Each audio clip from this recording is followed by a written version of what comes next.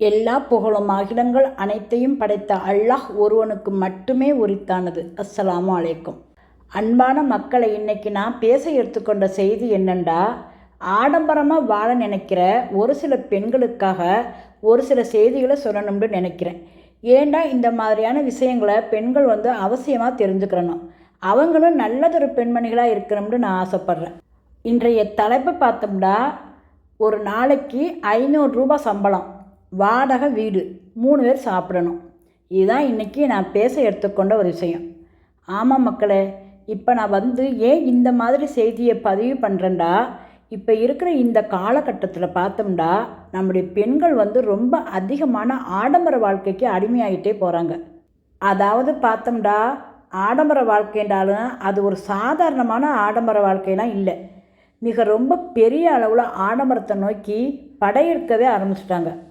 இதனால் பார்த்தோம்னா குடும்பத்துக்குள்ளே ஏகப்பட்ட பிரச்சனை, சண்டை சச்சரவு, இன்னும் பார்த்தா ஒரு சில குடும்பங்களில் அடிப்படையெலாம் கூட நடக்குது. அதனால் மக்கள் நிம்மதியிலேருந்து தவிக்கிறாங்க. இப்போ இதில் இன்னும் ஒரு பெரிய கொடுமையான விஷயம் என்னென்னு பார்த்தோம்னா, ஒருத்தரை பார்த்து ஒருத்தர் ரொம்பவே கெட்டு போகிறாங்க.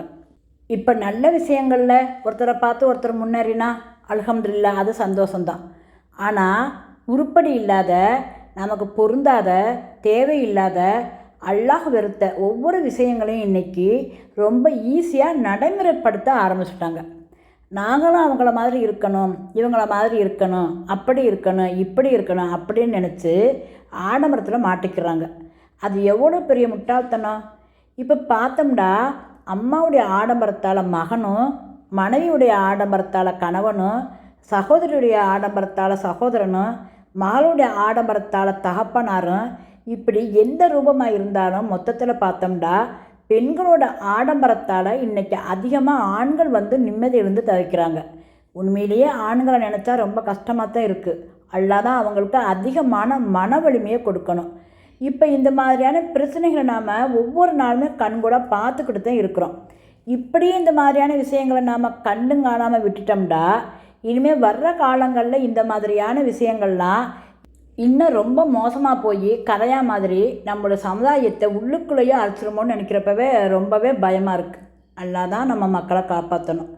இதை நாம் இப்போவே தடுத்து நிறுத்தாட்டா அப்புறமா நம்மளால் ஒன்றுமே செய்ய முடியாது. இப்படியே தான் நாம் ஒரு சில விஷயங்களை கண்டும் காணாமல் விட்டதுனால இன்றைக்கி அதெல்லாம் விஷமுள்ள முள்ளுச்செடியாக வளர்ந்து நாலா பக்கமும் நம்மளை ரொம்ப துன்பப்படுத்துது. இன்றைக்கி நம்ம சமுதாயத்தில் நடந்துக்கிட்டு இருக்கிற ஒரு சில விஷயங்களை வெளியில் சொல்லவே நாவு கூசுது. அந்த அளவுக்கு மோசமான விஷயங்கள்லாம் நடந்துக்கிட்டு இருக்கு. இதுக்கெல்லாம் என்ன காரணம் அப்படின்னு பார்த்தோம்னா, மொத்தத்தில் மக்கள் மரணத்தையும் மர்மையையும் மறந்துட்டாங்க. அப்படி மறந்ததுனால தான் இந்த உலக மாயையில் சிக்கி சின்னாபின்னப்பட்டு இந்த உலகம் மட்டும்தான் நிஜம் அப்படிங்கிற மாதிரியான ஒரு மோசமான மனநிலைக்கு மக்கள் தள்ளப்பட்டுட்டாங்க.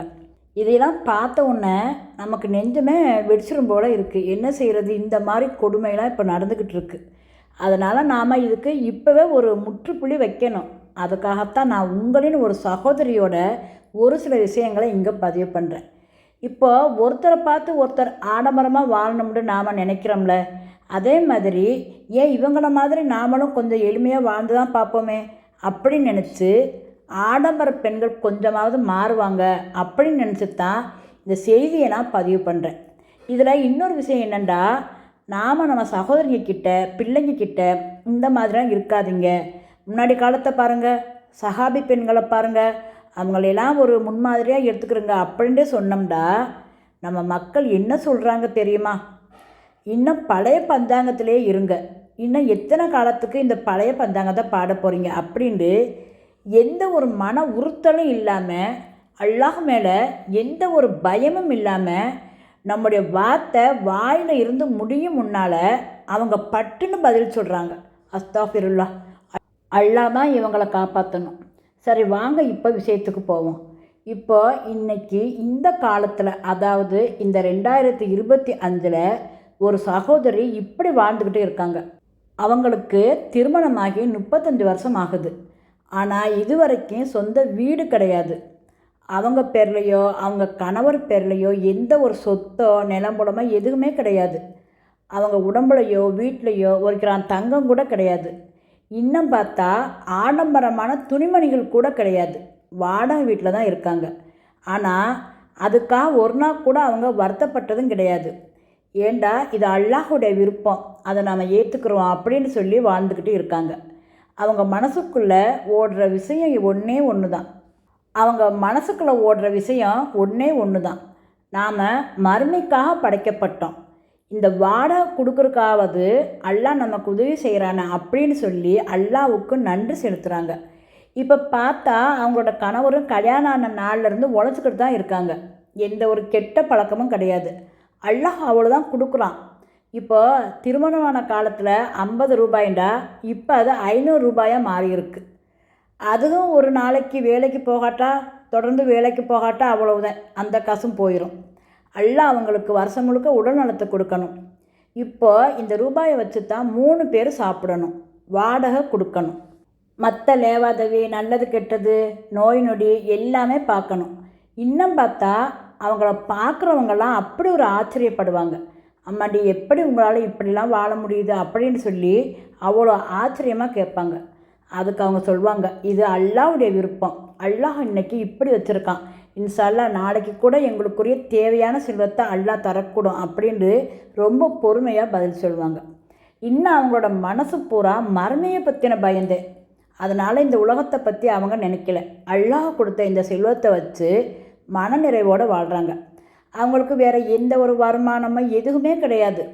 அவங்க என்றைக்குமே அடுத்தவங்கள மாதிரி வாழணும், அவங்க மாதிரி உடுத்தணும், இவங்க மாதிரி போடணும், மொத்தத்தில் அப்படி இருக்கணும் இப்படி இருக்கணும்னு அவங்க நினச்சதே கிடையாது, ஆசைப்பட்டதும் கூட கிடையாது. அல்லாஹ் அவங்கவுங்களுக்கு கொடுத்ததை அல்ஹம்துலில்லாஹ் அவங்க அனுபவிக்கட்டும், அவங்க நல்லா இருக்கட்டும் அப்படித்தான் நினைப்பாங்க.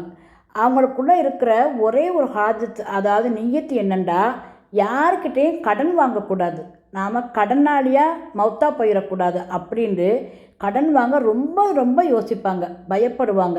இப்போ தவிர்க்கவே முடியலை, கடன் வாங்கித்தான் ஆகணும் அப்படிங்கிற ஒரு நிலைமை வர்றப்போ இந்த கடனை திருப்பி கொடுக்க என்ன வழி இருக்குது அப்படின்ட்டு 1க்கு 100 தடவை யோசிச்சு தான் அந்த கடனையும் வாங்குவாங்க. இப்படி அவங்களுக்குள்ள பல வேதனைகள் சோதனைகள் இருந்தாலும் எல்லாத்துலேயுமே பொறுமையாக இருப்பாங்க. ஏண்டா மனசு பூரா மறுமையை பற்றின பயம். நாம் மறுமைக்காக படைக்கப்பட்டோம் அப்படிங்கிற எண்ணத்தை ஒவ்வொரு கஷ்டத்துலேயும் நினைப்பாங்க, ஒவ்வொரு நாளும் ஒவ்வொரு நொடியும் நினைப்பாங்க. அதனால தான் அவங்களுக்கு இந்த உலகத்தில் உள்ள எந்த ஒரு கஷ்டமோ வறுமையும் பெருசாக தெரியலை. அல்லாஹ்விடத்தில் இம்மை மறுமையின் உதவியை நாடி காத்திருக்காங்க. இன்ஷா அல்லாஹ். மக்களே, நான் சொல்கிற விஷயம் ஒன்று தான். அல்லாஹ் செல்வத்தை தந்தாண்டு ஆடவும் கூடாது, தராட்டா பதறவும் கூடாது. கடன் ஒன்றை வாங்கியாவது அடுத்தவங்கள மாதிரி வாழணும்னு கனவுலையும் நினச்சி கூட பார்க்கக்கூடாது. நாம் கஷ்டத்தில் இருந்தாலும் சரி, சந்தோஷத்தில் இருந்தாலும் சரி, எந்த நிலைமையிலையும் நாம் மறுமையை மறந்துடக்கூடாது. மறுமை தான் நம்முடைய ஊர். அங்கே போகிறதுக்கு நாம் பயணம் செஞ்சுக்கிட்டு இருக்கிறோம். நாம் இறங்க வேண்டிய நேரம் வந்த உடனே நாம் பாட்டுக்கு இறங்கி போய்கிட்டே இருப்போம். அங்கே போனால்தான் தெரியும் நம்மளுடைய நிலைப்பாடு. எல்லாத்துலேயுமே நாம் நடுநிலையாக இருக்கணும். நல்ல விஷயங்கள் யாவும் அல்லாஹ் நடத்தி தரான், கெட்ட விஷயத்தை செய்ய தூண்டுறான் அப்படின்ட்டு நாம் ரொம்ப கவனமாக இருக்கணும். கேடுகட்ட சைத்தானின் செயலான ஆடம்பரத்திலிருந்து வெளியில் வந்துருங்க மக்களே. அல்லாஹ் நாம் எல்லாரையும் காப்பாற்றுவான். அல்லாஹ் கேடுகட்ட சைத்தானின் சதியிலிருந்து எம் மக்களை காப்பாற்றுவாயாக என்று கூறி இந்த செய்தியை முடிச்சுக்கிறேன். இன்னும் விரிவாக அனைத்தையும் அலசி ஆராய்வோம் இன்ஷா அல்லாஹ்.